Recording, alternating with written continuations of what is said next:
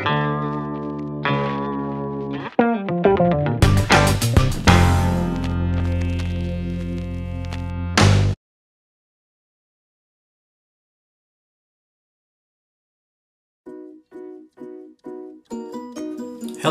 and welcome to Eat, Sleep, Diz, Repeat.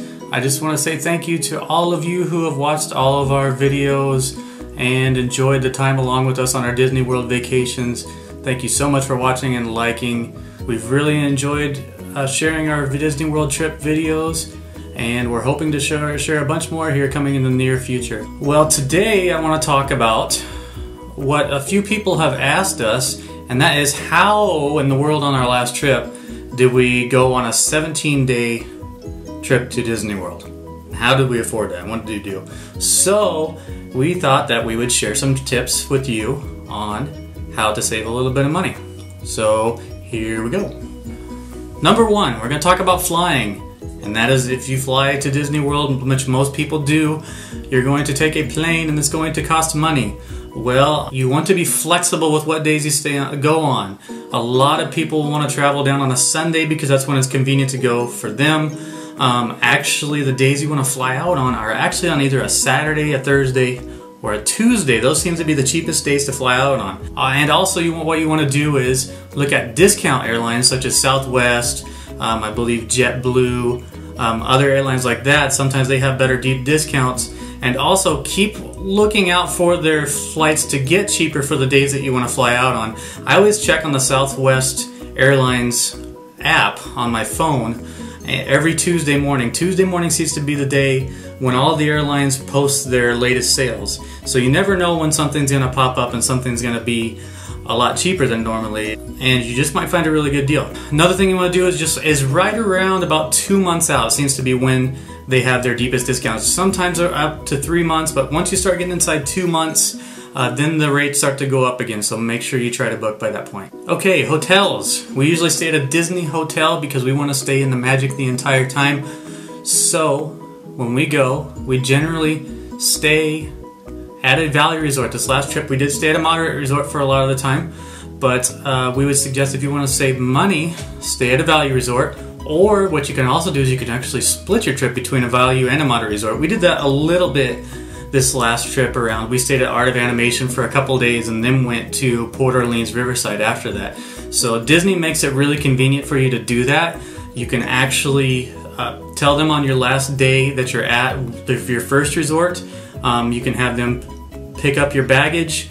They will take it to your next resort and have it ready there waiting for you. So by the time you get to your second resort, things are already there and it's not a hassle at all. You just got to get on the bus and get over there. Another thing is to check for discounts at hotels. Now, my favorite website to check this is mousesavers.com. They're an awesome website.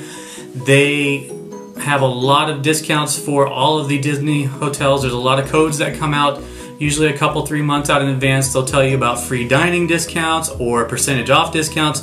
A lot of times you'll get percentage off discounts. Say on a value you'll get 15% off, a moderate you'll get 20 to 25% off, and 30% or more at a deluxe resort. So even if you've booked your hotel stay already, you can call Disney up with that discount and tell them you want that applied, and then you can get that extra discount off. So make sure you go to mousesavers.com. You can sign up for their newsletter.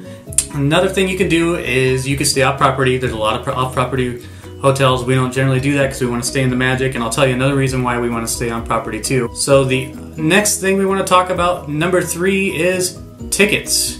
Park tickets, right? So what I want to say is more or less money, that is. So what I mean is a 10-day ticket, which is the maximum days you can stay, is actually way less money per day than a 1-day ticket. If you can afford to stay the longer time at Disney World, it actually doesn't cost a lot more money the longer you stay at Disney World. So that's why we were able to take our long trips, is because really in the long run, the longer time doesn't cost more. Another way to save money on tickets is to go to a discount ticket website such as undercovertourist.com. They have Disney World tickets that are generally cheaper than the Disney World prices and can save you money there. So number 4, food. So the suggestion we have there is something that people don't really think about, When you order food at Disney restaurants and counter service locations, they have meals, right? So you could order a cheeseburger meal with fries, but you don't have to do that. What you can do is you can actually order the food a la carte. So anything you see on the menus at least at the counter service restaurants, you can order those without fries. So if there's something that you want to eat, but necessarily not everything on that meal is appetizing to you, tell them you don't want to include it and it'll actually save you a couple bucks.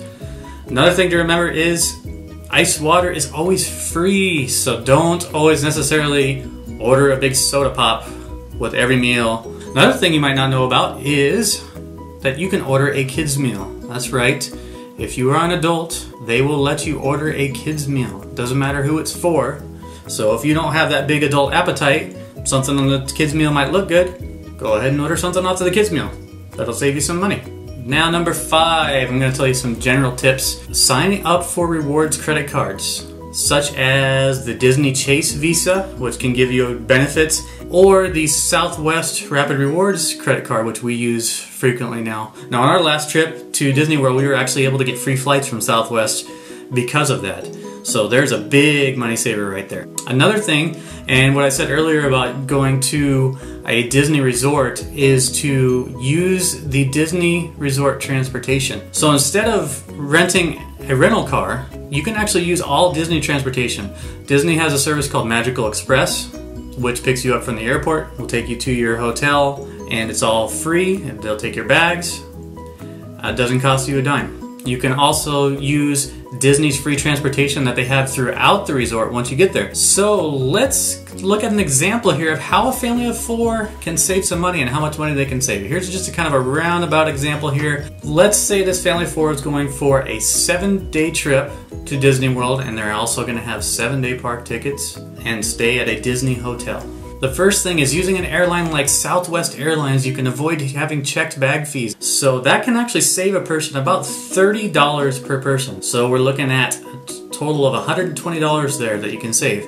Also, saving for the discount hotel rooms by going to mousesavers.com and looking for the discounts there.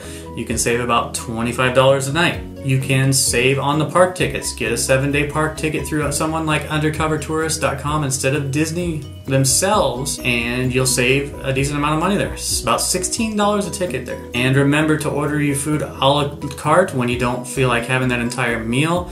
You figure saving that and not drinking soda at a meal, maybe drinking water, you can save about $8 a day per person, and that can really add up. And the final thing is using Disney transportation. Not using a rental car, instead let Disney do all the driving for you, which is absolutely free. That'll save you about $200 for a week, depending on your rental car. You can get some cheaper, but the average is about $200 a week. So for a family of 4 going for 7 nights to Disney World, how much money does that save you if you do all those things? Right around $783. Pretty good savings right there. Another thing too, don't forget that if you sign up for those credit cards like a Southwest Rapid Rewards or a Disney Chase, you can save up a decent amount of money in a couple years. You can save up enough money so that you can save up to about $1,000 or enough for 4 plane tickets to get you down there to Disney World for free. So really that's another $1,000 on top of what you've already saved on there. You could save upwards of about $1,700 for your family to go on your next trip to Disney World. So that's it. That's about all the tips that I have to share with you guys. Hope you enjoyed them. Hope you found some new ones that you didn't know about before. Thanks again for watching our channel. Thanks for watching us on our Disney trips. Don't forget to like or subscribe if you haven't already. Until next time, see you soon.